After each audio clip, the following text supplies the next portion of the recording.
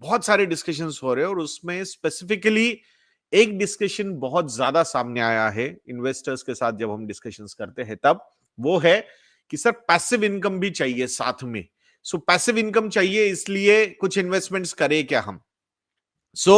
अब उसी के बारे में, उस पर्टिकुलर पैसिव इनकम के मिथ को थोड़ा सा बर्स्ट करना बहुत ज्यादा जरूरी है, तो उसी के बारे में आज हम यहां पे डिस्कशन करने वाले हैं। पहली बात तो, जैसे कि I was having a discussion today with an investor, और वहां पे जब उनके साथ बात हो रही थी तो उनके जो फ्रेंड्स है, उनके फ्रेंड्स ने कहीं किसी ने कोई शॉप ले लिया है या फिर कुछ ऐसी इन्वेस्टमेंट्स किए कि जहां से कुछ रेंटल यील्ड्स वगैरह आ रहे हैं। एंड वो पर्टिकुलर चीज जो है ना, जब आप डिस्कशन करते हो, फ्रेंड्स बैठते हो और आप डिस्कशंस करते हो, तो उसमें ऐसा लगता है यार इनके पास तो पैसिव इनकम है, मेरे पास तो कोई पैसिव इनकम ही नहीं है। So am I missing out on something, और वो पर्टिकुलर चीज करने के लिए हमने कुछ एक्स्ट्रा एफर्ट लेना चाहिए क्या, तो उसी के बारे में हम आज यहां पे बात करने वाले हैं। पहली बात तो मतलब स्पेसिफिकली प्रीडोमिनेंटली जो हम देखते हैं, जो इन्वेस्टर्स, इंडियन इन्वेस्टर्स है, जहां पे जो सर्वेज होते हैं उसमें ऑलमोस्ट 50-55% का allocation of the total net worth of a family is going towards the real estate. उसके बाद मेजर कंट्रीब्यूटर आता है गोल्ड, उसके बाद एफडीज, और उसके बाद कुछ परसेंटेज जब बच जाता है तो ही इक्विटी मार्केट्स, स्टॉक्स हो या म्यूचुअल फंड्स हो, यहां पे लोगों के एलोकेशंस होते हैं।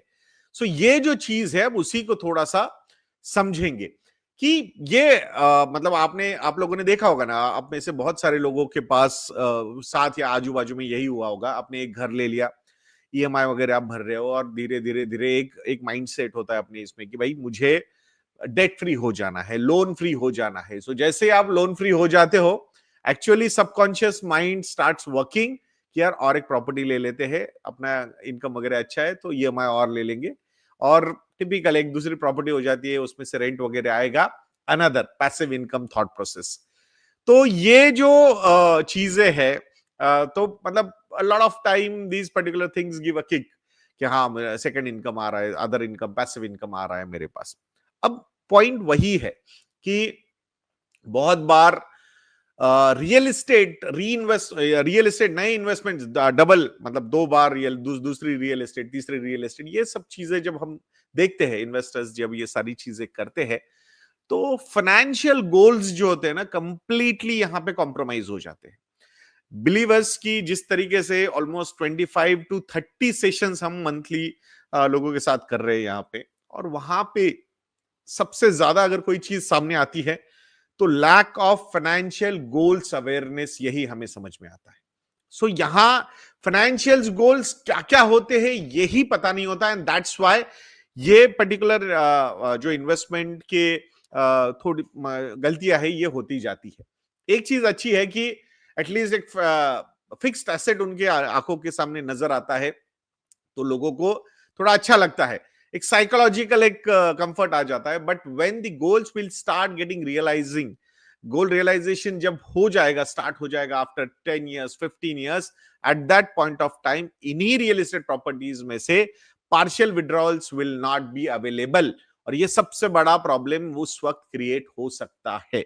इसीलिए बहुत बार ये पैसिव इनकम शुरू करने के चक्कर में जो अभी आपके पास एग्जिस्टिंग फाइनेंशियल एसेट्स है, उसके कंपाउंडिंग के मैजिक को आप कहीं ना कहीं डिस्टर्ब कर देते हो। आर यू श्योर दैट कि नहीं, मैं ये जो प्रॉपर्टी इन्वेस्टमेंट कर रहा हूं या जो भी इन्वेस्टमेंट्स कर रहा हूं, इसका जो रेट ऑफ रिटर्न होगा वो बहुत जबरदस्त रहेगा, और मेरे जो फाइनेंशियल एसेट्स है, specifically equity as an asset class, इसको ये आउट परफॉर्म करके जाएंगे क्या। ये बिल्कुल नहीं होता। एक इंपल्सिव डिसीजन कहां कंपल्शन बन जाता है हमें पता भी नहीं चलता है। ये पर्टिकुलर चीज बिल्कुल नहीं होनी चाहिए। पैसिव इनकम क्रिएट करने के चक्कर में, आपसे एग्जांपल, आपने कोई दूसरा घर ले लिया, उसमें आपने 70-80 लाख 1 करोड़ रुपए डाल दिए, और उस पे 2% की रेंटल यील्ड वाली प्रॉपर्टी आप ले लेते हो। उसमें 2 लाख रुपए, 2-2.5 लाख रुपए का रेंटल यील्ड आपके पास आ रहा है, और अप्रिसिएशन भी ज्यादा नहीं है। Because when you are buying a new property, specifically अगर नए बिल्डर से लेते हो नई प्रॉपर्टी आप, तो वहां पे 3 से 4 साल के रिटर्न्स तो वैसे ही वो खा जाते हैं आपके, ये वो इधर उधर की कॉस्ट लगा के, प्रीमियम लगा के नई प्रॉपर्टी का, और उसके बाद वो जो अप्रिसिएशन एंगल होता है वो नहीं दिखता वहां। ये हमेशा याद रखिएगा दोस्तों।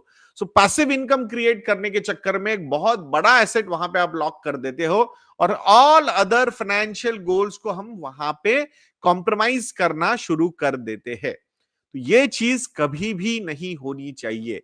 पैसिव इनकम क्रिएट करने के चक्कर में अगर आपके फाइनेंशियल गोल्स की कंपाउंडिंग को आप डिस्टर्ब कर रहे हो, तो this should never happen. So we are not at all against investing into real estate. अगर आपने आपके सारे फाइनेंशियल गोल्स के एलोकेशंस कंप्लीट कर दिए हैं, उसको जितना कॉर्पस चाहिए, उसके लिए जितनी इन्वेस्टमेंट चाहिए, जितना एसआईपी का कमिटमेंट चाहिए, वो आपका हो गया है। उसके बाद आपके पास सरप्लस पैसा है, उसमें आप इस वांट को इंक्लूड करके उसको प्लान कर सकते हो। But by compromising all other financial goals, अगर आप रियल एस्टेट पे रियल एस्टेट लेते जा रहे हो, तो believe me, we have seen so many investors now they are ready to sell their properties even at lower prices compare to the market prices, because actual real estate के prices तभी realise होते हैं जब आप आपकी real estate लेके जाते हो मार्केट में सेल करने के लिए। तब आपको पता चलता है कि what is the right price of the real estate. तो प्लीज ये मतलब इंपल्सिव डिसीजंस मत लीजिएगा। प्रॉपर फाइनेंशियल प्लानिंग वे से जाके आपको आपके ये सारे डिसीजंस लेने हैं। आपकी इन्वेस्टमेंट को डाइवर्सिफिकेशन जो चाहिए, I think equity asset class एक ऐसा एसेट क्लास है जो सही मायने में डाइवर्सिफिकेशन करता है। आज ही जो डिस्कशन हो रहा था वहां पे हम वही डिस्कस कर रहे थे कि से सपोज आपने एक जगह जाके लैंड ले ली, एग्जाम्पल, बिकॉज वो भी डिस्कशन में आया था कि लॉट ऑफ टाइम्स ऐसे प्रपोजल्स आते हैं फैमिलीज से, रिलेटिव से कि लैंड लेनी चाहिए क्या हमने, चलो हम थोड़ा पैसा डाल देंगे, आप थोड़ा पैसा डाल दो, हम लैंड ले लेते हैं। तो ये पर्टिकुलर जो चीज है, अब एक लैंड में आपने पैसा डाल दिया तो ये कॉन्सेंट्रेशन हो गया एक पर्टिकुलर प्रॉपर्टी में। आप समझे इस चीज को, कोई डाइवर्सिफिकेशन नहीं हो रहा है। बहुत सारे लोगों को लगता है कि चलो रियल एस्टेट में भी डाल दिया तो डाइवर्सिफिकेशन हो गया मेरे टोटल नेटवर्क के एंगल से। कोई प्रॉब्लम नहीं है। अगर सारे गोल्स कंप्लीट होने के बाद बहुत सारा पैसा है, उसमें आप ये डाइवर्सिफिकेशन कर रहे हो तो कोई प्रॉब्लम नहीं है। बट बिफोर दैट, लिक्विडेशन जब लगता है फाइनेंशियल गोल्स के रियलाइजेशन के time, eight that point of time partial selling is not available with these assets. तो ये कॉन्सेंट्रेशन है, प्लस एक पर्टिकुलर जगह पे इन्वेस्टमेंट करने का रिस्क भी अलग होगा। अगर आप इक्विटी फंड्स में जाते हो तो I always say to people कि आपको कॉन्सेंट्रेटेड इक्विटी, कॉन्सेंट्रेटेड पोर्टफोलियो बनाना है डाइवर्सिफाइड इक्विटी म्यूचुअल फंड्स का। आप समझो इस स्टेटमेंट को, concentrated portfolio mutual fund portfolio of diversified equity mutual funds. ये बहुत समझना जरूरी है। उसमें एक कैटेगरी का एक फंड लेके 4-5 फंड में आपका पूरा फाइनेंशियल प्लान कवर हो सकता है। उसको और कुछ एक्स्ट्रा करने की जरूरत नहीं पड़ेगी। एक एक फंड में 40-50 स्टॉक्स है, अगर उसको 15 से 20 सेक्टर्स को वो कवर कर रहा है वो पर्टिकुलर पोर्टफोलियो, और कितना डाइवर्सिफिकेशन चाहिए हमें। And ultimately if we are feeling that कि नहीं स्टॉक मार्केट नहीं अच्छा करेगा बट बाकी सारे एसेट क्लासेस अच्छे करेंगे, तो ऐसा नहीं होने वाला है। आपको समझना होगा। अगर आप जाके बैंक में एफडी कर रहे हो, एफडी पे आपको 7 to 8% इंटरेस्ट आ रहा है, what exactly is the bank doing with that particular FD money? वो जो डिपॉजिट्स लिए जाते हैं वो कहीं ना कहीं लेंड किए जाते हैं। What is lending? अल्टीमेटली एक बिजनेसमैन भी पैसा उठाता है, किसी को गाड़ी लेनी है वो भी पैसा उठाता है, किसी को घर लेना है वो भी पैसा उठाता है। और बैंक किस चीज पे बैंक करता है? बैंक इस चीज पे बैंक करता है कि ये जो पैसा हमने लेंड किया है ये वापस भी आएगा इंटरेस्ट के तौर पे, इंटरेस्ट के साथ। तो ये इकोसिस्टम है। अगर आप सोच रहे हो कि ये इकोसिस्टम चलेगी बट इक्विटी वाली नहीं चलेगी, तो ऐसा नहीं होगा। I understand irrational rate of return from equity will not be sustainable, but never think that कि हाँ अनसस्टेनेबल रिटर्न्स जब शॉर्ट टर्म में आ जाते हैं उसके बाद कंसोलिडेशन होता है मार्केट में, करेक्शंस आते हैं मार्केट में, कंसोलिडेशन के फेजेस रहते हैं मार्केट में। But what is more important कि लॉन्ग टर्म फाइनेंशियल गोल्स के एंगल से आपकी इन्वेस्टमेंट्स वहां पे चलती रहनी चाहिए, उसको डिस्टर्बेंस नहीं आना चाहिए। बिकॉज यही वो कंसोलिडेशन के फेजेस है जो आपके रिटर्न्स को नेक्स्ट लेवल पे लेके जाएंगे। And that is why the participation in these phases is very important.